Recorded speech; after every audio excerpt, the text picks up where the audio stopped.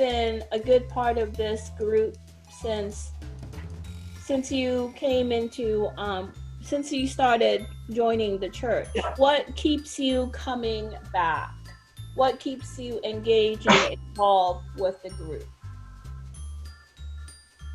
Well, for one thing, we made a commitment to do it. Okay. That's part of it. And I enjoy it.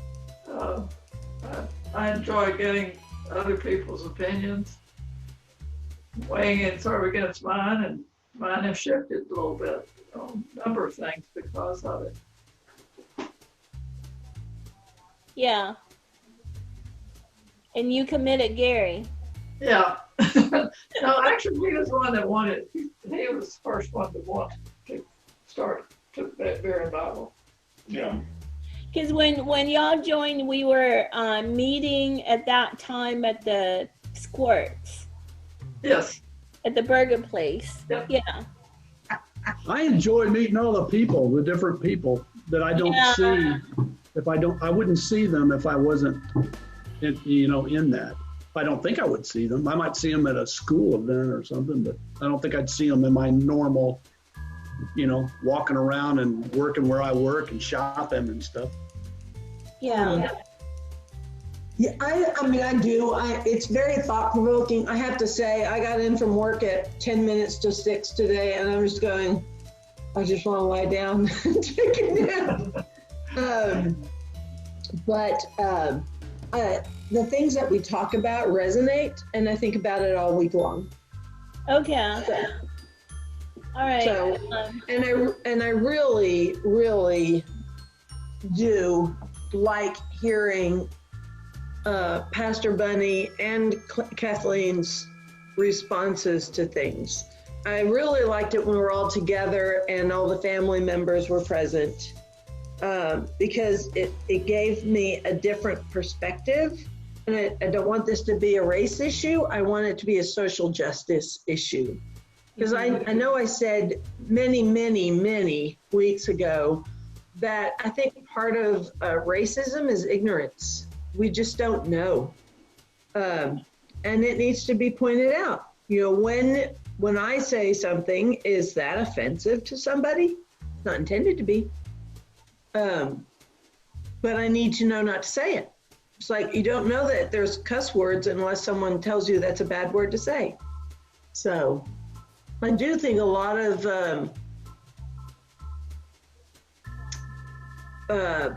white superiority, for lack of a better term, is simply because we're ignorant of the other side, of the other perspective.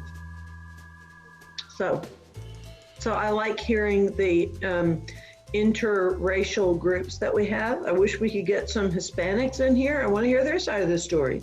I'd love to get some Jewish people or Muslim people in here. And I want to hear their side. I'm sorry? I said we have had Muslims. You remember they came and spoke with us, and also we had the rabbi come and speak as Yes. well. And that's something that we can still consider when we can gather back in person. And I don't know if they would be interested in doing a Zoom, gathering from where they are. I guess, how can we do better? And not just better, but still be true to what we were set up to do, because this group was set up as a social justice group, right? So with social justice, that gave us many reasons to talk about the current events that are happening all around us every day. That are social justice issues, but social justice is not appealing to everyone because they think it's a liberal issue. That social justice is a liberal agenda, which is, in my opinion, is not the case, because social justice is a biblical justice and biblical issue that we need to all deal with. But but you know, so I don't, I guess I'm just trying to expand on that, on to think on how we can have authentic conversations with partners, in our society and in our culture, and especially here in Taylor. Right. It's pretty hard to have a discussion when we all agree. Yes, right, right. No, that you're absolutely correct, because otherwise we're not growing, we're not expanding our thinking if we all think alike. So we need people that are different from us to join the conversation. And that's probably why some people don't want to join the conversation, because they don't want to talk about the issues that we're talking about. But you know, so current event issue that's happening right now, and everybody knows the Breonna Taylor verdict that came out last night or yesterday, that has caused a lot of protests and a lot of people to be upset. So I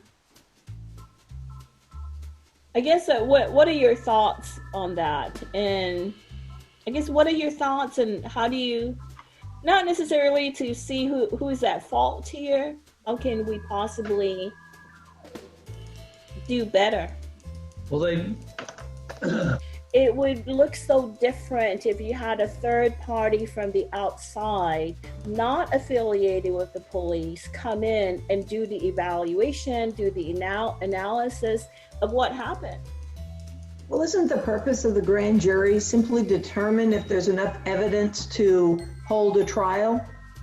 But if the evidence is being provided by the prosecutor who is working with the ones who is providing part of the evidence, right, there's no independent work ethics or working. Everybody's all working together for themselves. Right, but it's not to determine guilt or innocence. It's simply to go through the legal system to determine if the prosecution has enough evidence to charge them with a crime. I see the conflict of interest, that the police essentially are part of the court system, but they obviously did not have enough evidence to hold the other two officers. And for what charge? Or they were. I mean, is it murder? They did not give all the other evidence. You can't call it murder. He did not intentionally kill this person, Breonna Taylor. It was totally wrong. I mean, it's totally wrong because they can't even see and they're firing their guns. And on the basis that, oh, well, it's a black area and so therefore they must be criminals. You know, that's... And I mean, the whole thing is just wrong. Even if the officer was in the right to have shot that many bullets into killing Breonna Taylor, how can that be changed going forward though? For one, I'm thinking, why do they need to try to serve that warrant in the middle of the night when people are sleeping? I think there needs to be some limitation as far as the timing. Like, was somebody in danger? Is that why they had to serve in the middle of the night? Why couldn't they wait until daylight, until they had all of their information? Why do you think they gave them $12 million? It's because they know there is so much wrong. They know there's so much wrong. Please take this money and be quiet. Oh, so the whole thing is like flawed, right? And you're right. Why would they pay $12 million if they didn't already know that they were guilty? So we can't change what happened, but we can certainly try to change the system going forward.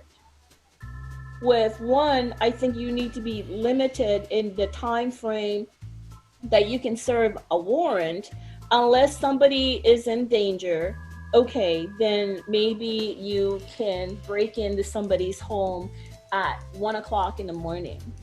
But if it was over drugs, I mean, You can get that person going from point A to point B in the daylight and yeah, well, you can serve see. your warrant, whatever. The whole point of the whole Black Lives Matter thing. They're African Americans are deemed guilty before they are, even charged with a crime. So it's because of the color of their skin, they're already guilty of something, and that mindset is wrong. And quite frankly, it seems like the nature, and I am not a defund the police person. I don't think they should be getting excess army gear.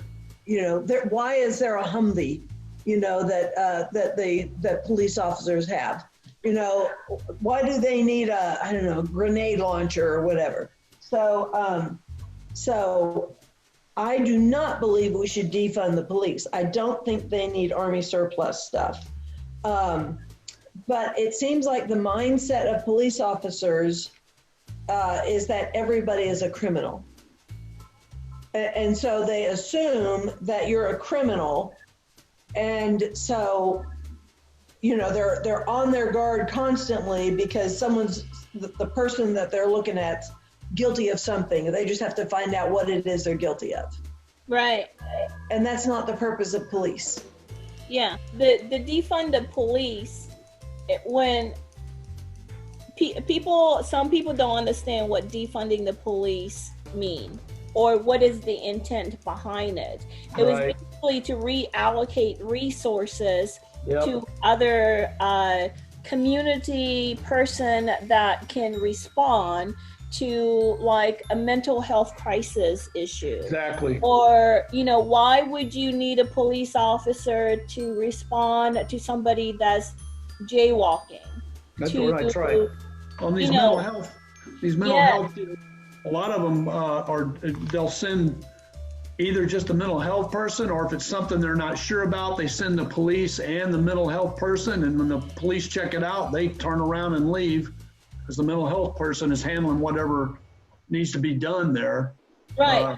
Because I do know that for Black families, when you're encountering an issue today, whatever the issue may be, no matter how little or how big, you're less likely to call the police today because guess what's going to happen? Mm-hmm. The chances are somebody getting killed because you call the police for help. The risk of that happening is very high. Assuming you're guilty of some crime and then have to figure out what the crime was. Yeah, right. Isn't that called a bill of attainder? It's like illegal.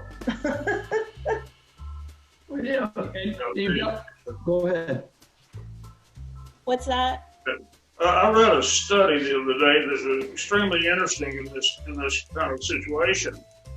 Is that the brain? They've done this through studies and experiments. Finishes the story before the facts are in.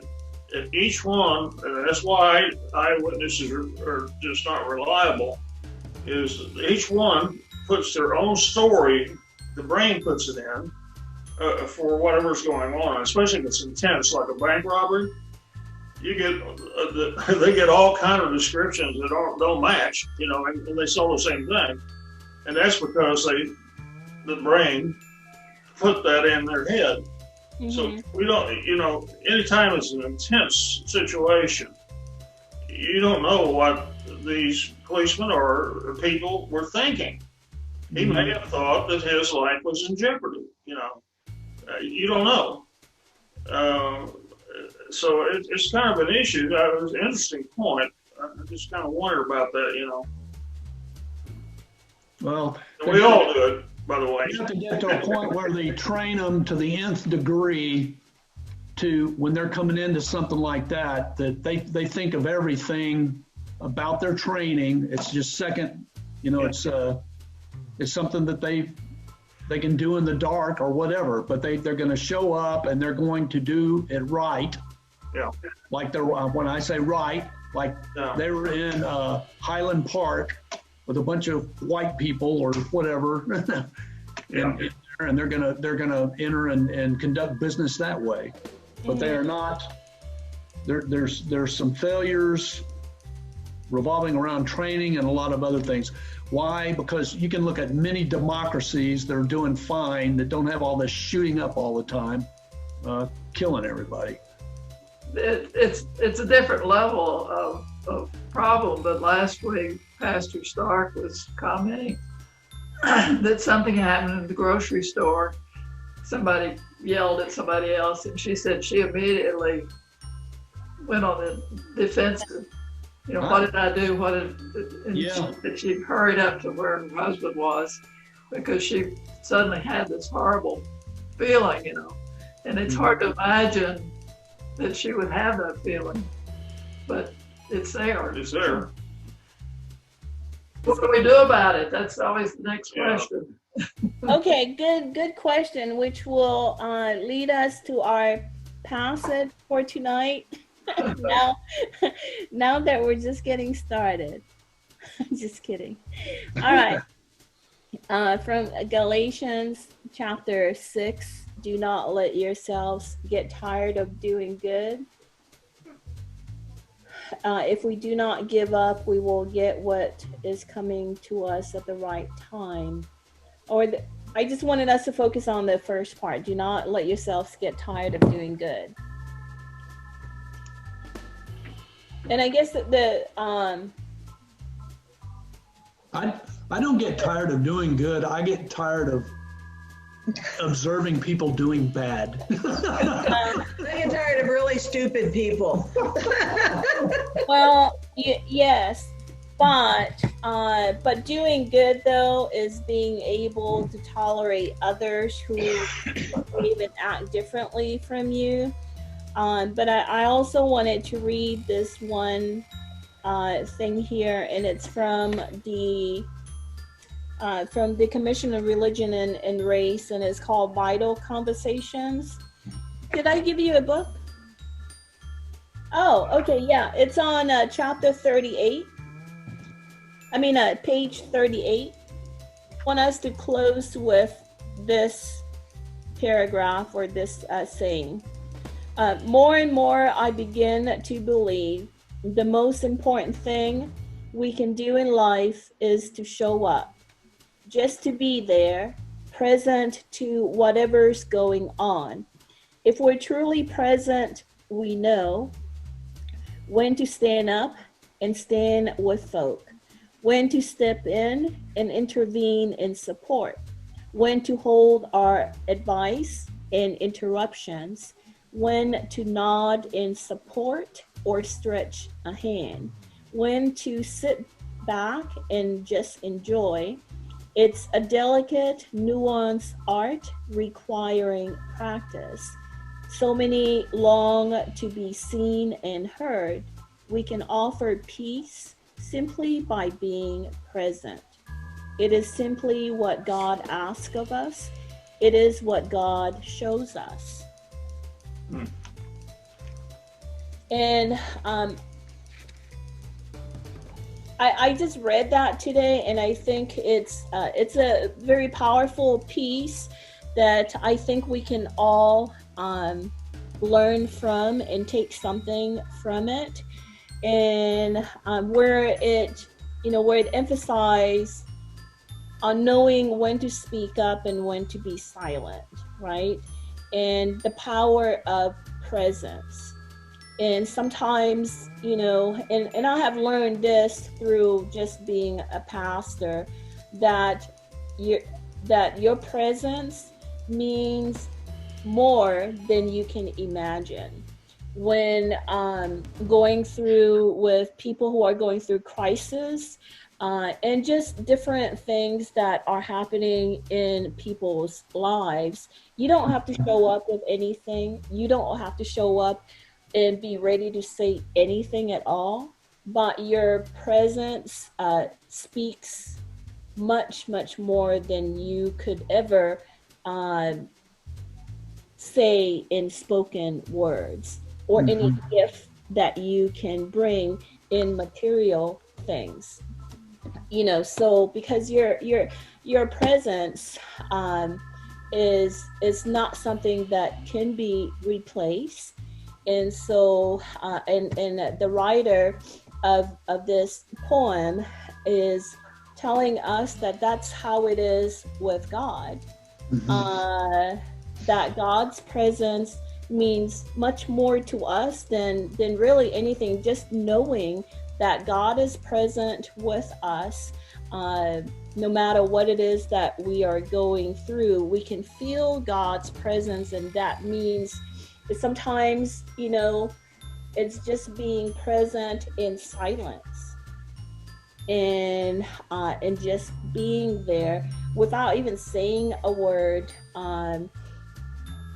And so I just want us to end tonight on a good thought with that, on knowing how you can be supportive of other people who are different from all of us, who may be needing our support in their times of crisis, and in their times that they're crying out, hey, this is happening to me and to my people and to my community, instead of us trying to rationalize why it happened.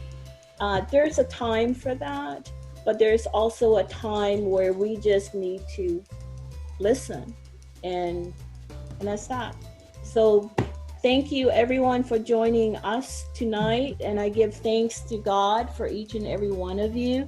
And Brian and Maureen, if y'all want a copy of this, I can give y'all a copy when I see you. And I'll try to bring a copy actually next week when we meet at your house. To give everyone a copy as well. And like I said, I think, you know, some of the stuff that we talk about are hard conversations, but I think it's important in conversations that we need to have. I agree.